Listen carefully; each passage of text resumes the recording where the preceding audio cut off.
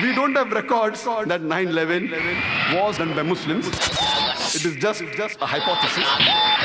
Muslims are being targeted. They're called as terrorists. Directly or indirectly, they're the politicians. For the vote bank, for the power, for the money. The thousands of innocent people that have been killed in Afghanistan goes to Iraq. More people are being robbed, more people are being raped. The main purpose is what? Oil. It's an open secret. They have Buddhist terrorists, they have Hindu terrorists, they have Sikh terrorists, they have Jewish terrorists, we have Christian terrorists. Terrorism is not the monopoly of any religion. It is not.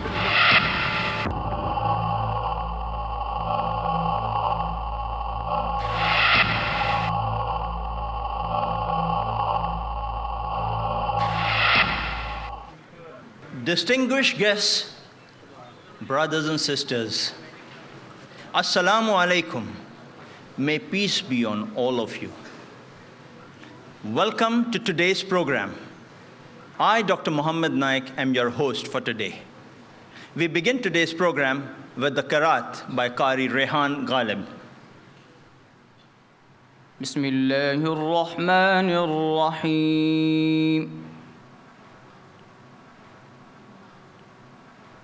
من قتل نفسا بغير نفس أو فساد في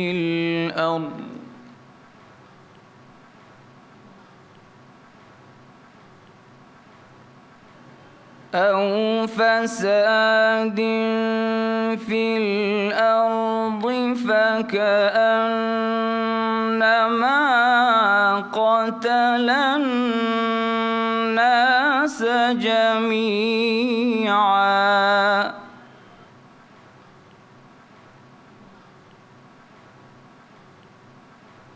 ومن أحياها فكأنما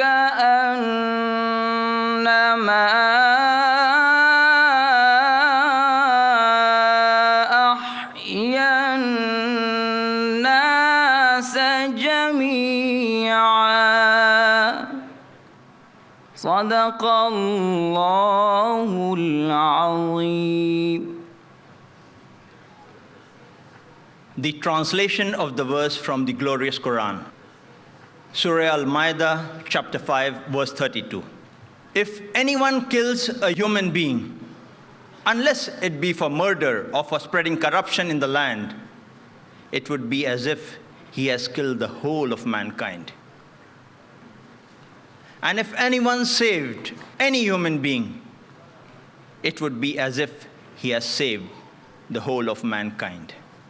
We thank the many Muslim and non-Muslim senior police officers, advocates, and intellectuals who have urged Dr. Zakir Naik to speak on this topic of terrorism and Muslims in a sensible manner. We also thank Justice Hosbet Suresh to have consented to be our chief guest today. Our chief guest, Justice Hosbet Suresh, is a former judge of the Bombay High Court who retired in 1991. A prominent human rights activist, he personifies the right blend of simplicity and righteousness. He regularly writes articles in the law journals as well as leading magazines and newspapers of India.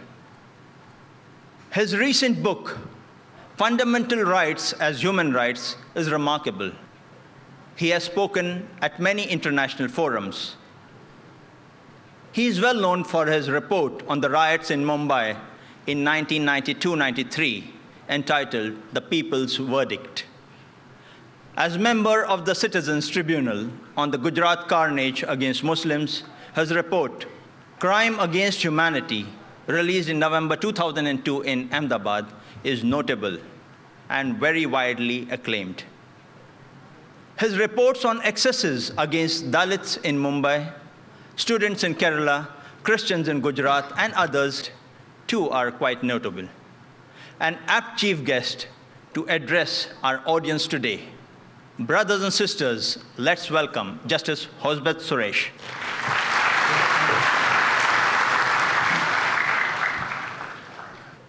Friends, I think I should begin with Lord Denning, a great judge from England, because he's no more. I'll just say what he said once. Judges do not speak as actors do to please. Judges do not speak as advocates do to persuade. Judges do not speak as historians do to relate the past. Judges speak to give judgments. I'm a retired judge, not a tired judge. I give no judgments, but I think I speak. And I believe in speaking. I speak against violation of human rights. I speak against wherever there is injustice, wherever there is violence. I speak against that. And I always expect the judges to come out and speak. If judges cannot speak against violation of human rights, injustice, who else can speak? It is the experience all over the world that every violence by the terrorists has only resulted in more violence by the state. It's a sort of vicious circle, and it can never bring about any lasting solution. In 1984, we had certain bomb blasts in Delhi and around Delhi. The Khalistanis, it was Khalistanis movement. Khalistani movement was very, very active at that time. The Khalistanis were terrorists at that time. So what we did, how to control the terrorists? We brought TADA law. TADA, the most draconian law. TADA has been misused, as you all know. And what all things happened under TADA law? Large number of innocent people were arrested, tortured, kept inside. I remember Justice Ajit Singh Bains, a retired judge of the Punjab High Court, elderly man. And what he did in a public meeting, he was talking of the oppression that was going on in Punjab, elsewhere. And he said in a public meeting, someday we will be free from this. Now, the TADA law had the provision for disruptive activities. Nobody could have said anything about disruption of this country. Nobody could have spoken about cessation of any part of the country. Nobody could have said Kashmir should get independence or some other part should be free. Nobody could have spoken about it. And if you say anything of the kind, that would be an offense. So when Justice Ajit Singh Bains only said, one day we will be free from this, what he meant was free from oppression, free from injustice. What happened to him? He was arrested, handcuffed, a judge of the High Court handcuffed, paraded in the street and taken before the High Court. The High Court judges could not give bail. That was the law. Went to Supreme Court could not give bail. So he had to remain inside for nearly more than a year. What happened at the end of it? There was no case. This is the kind of thing, that was the law. Under TADA law, over 75,000 persons were arrested. They were all kept inside. No bail was given to them. And under the TADA law, the police could extract confessions, torture, variety of ways of torture, violence in torture, all sorts of things, and then extract confessions. And ultimately, what happened at the end of, when the TADA came to an end, sometime in 1995, you'll find, at the end of it, large number of houses, people suffered, all sorts of injustice. But at the end of it, 72,000 and odd persons were just released. No trial, no case, nothing of the kind. But they suffered injustice for months together, years together, inside the jail. And again, what is the conviction rate? Again, one conviction under TADA law was only 1.8%. So yet the TADA law had its effect. It made the police autocrats. The police could do whatever they liked, and none could do anything. The politicians could use TADA law for whatever they wanted, and they could arrest and keep any person behind a bar, and nothing could have been done. So in 1995, the law lapsed because there was widespread protest against this law. We all protested. TADA is a draconian law, and we don't want that kind of law. And it has not brought any terrorism down if you think of terrorism as such. So it came to an end from 1995. Then, of course, came 9/11, 2001. And what we did immediately, nothing happened in India. Whatever happened, happened in New York, World Trade Center. Yet Bush had announced, and immediately he said, there will be war against terrorists. And Bush had again said, those who are not with us are against us. And we wanted to show, oh, we are with America. We are with Bush. So what we did, we brought POTA. Again, what happened in POTA? It's a versatile law and hold-all law. You can arrest anyone under POTA. Again, the same thing happened, what happened under TADA law. And large number of people suffered. And they were arrested, terrorists or no terrorists, nobody knows what it was. This is the kind of law. Law was brought only to terrorize the people. See, this is relevant because today people do talk of POTA. They want a law like POTA after what happened on 7/11 in the trains in Bombay or what happened in Malagaon 2 days ago. They say without law, harsh law, we cannot control terrorism. And I can tell you, harsh law had never been able to control terrorism anywhere in this country or anywhere in the world. Again, when POTA was there, as I tell you, POTA was being debated in the parliament. And what happened was, when the ordinance was being debated, there was an attack in parliament on 13th of December 2001. Thereafter, when the POTA was passed, in Calcutta, there was US Information Center was bombed. There came Akshardham Temple, sometime in 24 September 2002. Then came Raghunath Mandir, 24th November 2002. Then we had in Ghatkopar, Mumbai, Mulund, on 2nd of December. And then, of course, Gate of India, Zawari Bazaar, 25th of August 2003. So, in spite of the law, whatever bomb blasts were continuing. And POTA had no effect on whatsoever. In the year 2002, according to a statement made by the Attorney General of India at that time, 4,038 terrorist-related violent incidents took place in Jammu and Kashmir. In spite of the army and other security personnel and the law, the number of terrorists killed on the spot in the year 2002 was 1,707, of which 508 were said to be foreigners. In Kashmir, the total number of people killed during the last about 17 years amounts to about 80,000. Thousands have simply disappeared. And this has happened in Punjab. Punjab also, when Khalistan movement was there, large number of people were disappeared. Nobody knows what happened to them. Till the other day, some years ago, they found the dead bodies, the skeletons on the side of the river Bias. I remember I'd gone there to conduct an inquiry. And what I noticed there was, I went around, talked to people, I went around, went to some houses. And in most of the houses, the elderly couple were there and the younger children were there. The in-between generation was not there. Nobody knows what happened to them. They were taken to the police station in the midnight, and next day they would not come back. And after 8 days or 10 days, they would be found dead somewhere here or there. This is a kind of law. So, question is, violence is a continuous thing, killing and counter-killing.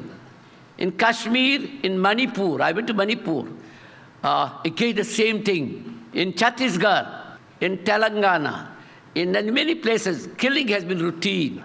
The other day, the Prime Minister suggested we should have counter-terrorist wardens.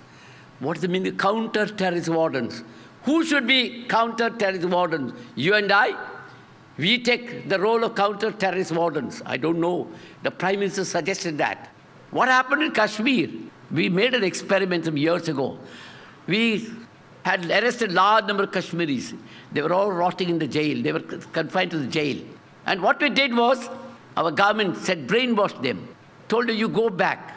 And go back and tell the people they should not fight like this. They should be afraid. They should change their attitude towards India. Do that.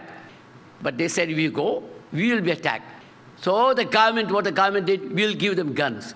So the people who went back were given guns. And I remember during one of those elections, our people's PUDR, the Democratic Rights Organization, brought a report. And there was voting at that time which said gunpoint, voting with gunpoint. There was an army, gunpoint from the militants. There was a gunpoint from the security force. There was a gunpoint from the military, from the other railway, other security officials. And there was a gunpoint by these people. Would that solve a problem? Violence against violence. Again, what we did in Chhattisgarh the other day. Chhattisgarh, there are Maoists are there, Naxalites are there. How to eliminate them? So we have started a brigade of tribals. Over 5,000 tribals were asked to join. And then they called it Salwa Jurum. And with the result, what happened was, all the tribals were killed, but the Naxalites are still there. This is the kind of thing that we are thinking. So what I'm trying to say is, not a single terrorist in this country has been tried or convicted. Nothing is of the kind. What we have done is only killing. In Bombay, for example, bomb blast took place in 93. Conviction, of course, still we don't know. Conviction, the real culprit, where are the real culprits, one doesn't know. Of course, people who have been rotting in jail for 13 years and so on. Tomorrow is supposed to be the D-Day, the Judgment Day. I don't know whether the judgment will come or not. This is the kind of thing. And again, you'll find in Akshardham, there was an attack. Again, who are the culprits? They were shot dead. In Parliament attack, who are the culprits? We don't know. We shot them dead. This is the kind of thing that we are doing. So we have only violence as in answer to violence. That is always the kind of thing. Even after 9/11, what did Bush do? He declared a war. War against whom? War against terrorists. War against Osama bin Laden. What did he do? He bombarded Afghanistan. He killed large number of poor people. No one is sure whether Osama bin Laden was killed or not, but large number of innocent people died. So also in Iraq, they said, okay, Taliban are in Iraq. They also said, Iraq has got what we call weapons of mass destruction. No evidence of that. And yet, of course, in fact, the evidence has come, there are no Taliban also there in Iraq. And yet, what he did was bombarded, war against Iraq. Large number of innocent people died. The number lost to terrorist atrocities in New York, on the World Trade Center coming down, is less than a tenth of the toll in Iraq, that kind of killing. If there is anyone who can be called a terrorist, I said this in an earlier occasion, and I repeat again, if there is anyone who can be called a terrorist, it should be George W. Bush.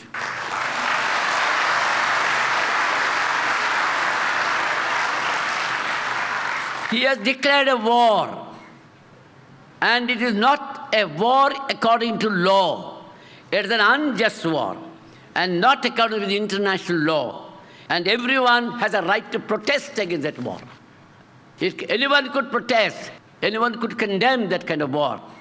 Be a Hindu, Christian, Muslim, fundamentalist, or otherwise. You have a right to protest. Just because we protest and condemn, we cannot be considered as terrorists.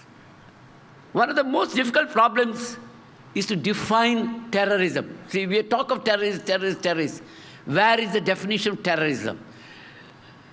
How do you define terrorism?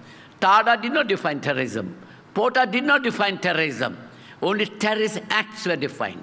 And those acts could be even under the Indian Penal Code. They're not different. Murder, killing, dacoity, using guns, all are under the ordinary law. But at the discretion of the police, they can use it as an act of terrorism under Tada law. If it could be broadly agreed that the deliberate killing of innocent civilians, you find this kind of definition in the dictionary.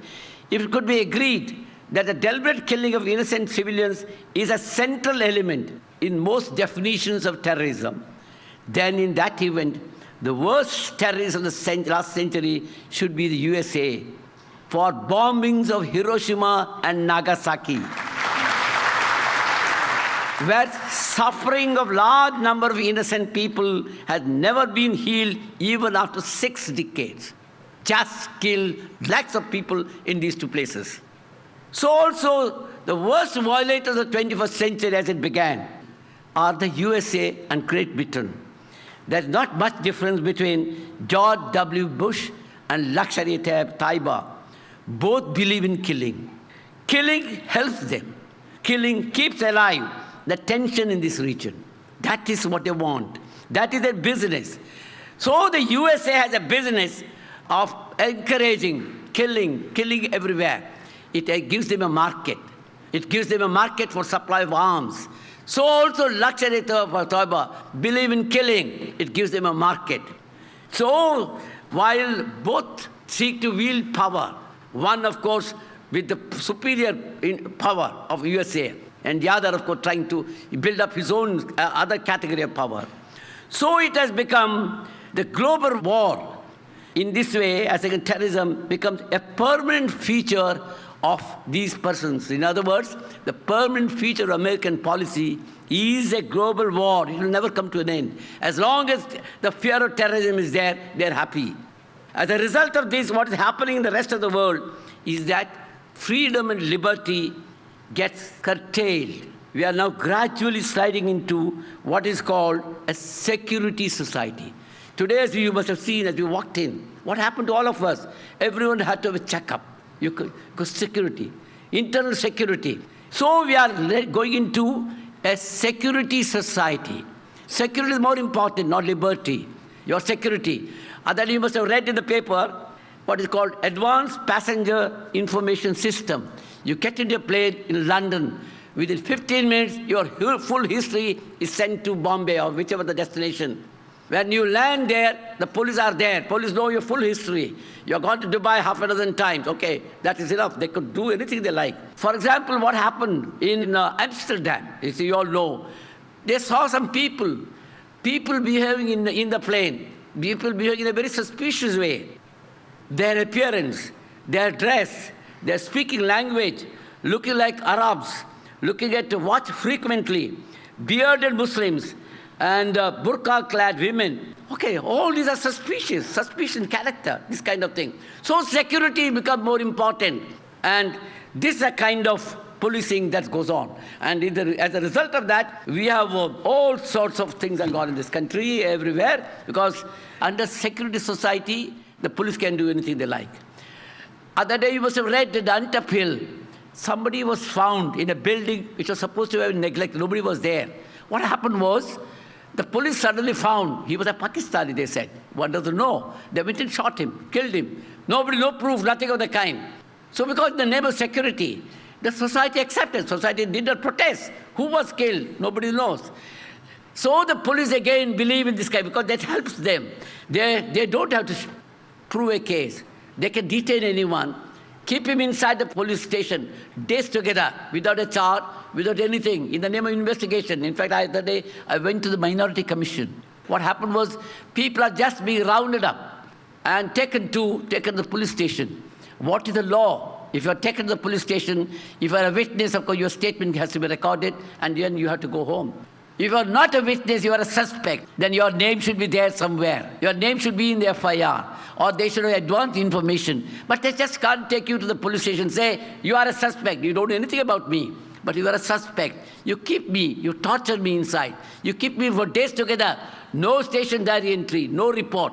And one fine day, you handcuff that man with another unknown person who is supposed to come from Pakistan. And they say, you are connected with these two together. This is the kind of system. So in the name of security today, police can do whatever they like. Anyone can be killed in an encounter, deaths, and no investigation. In the name of security, every movement of yours can be tracked. Your bank accounts, for example, your transactions, all come under the check. In the name of security, see, the other day the rule has come. In Bombay city, you can't sell or buy property. You can't rent out your house. You want to rent out, you have to go and inform the police officer. So the police have to be informed. So liberty is becoming a casualty.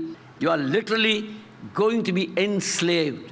Soon if this kind is encouraged, ultimately, you slowly, your rights are being taken away. Your liberty is being taken away.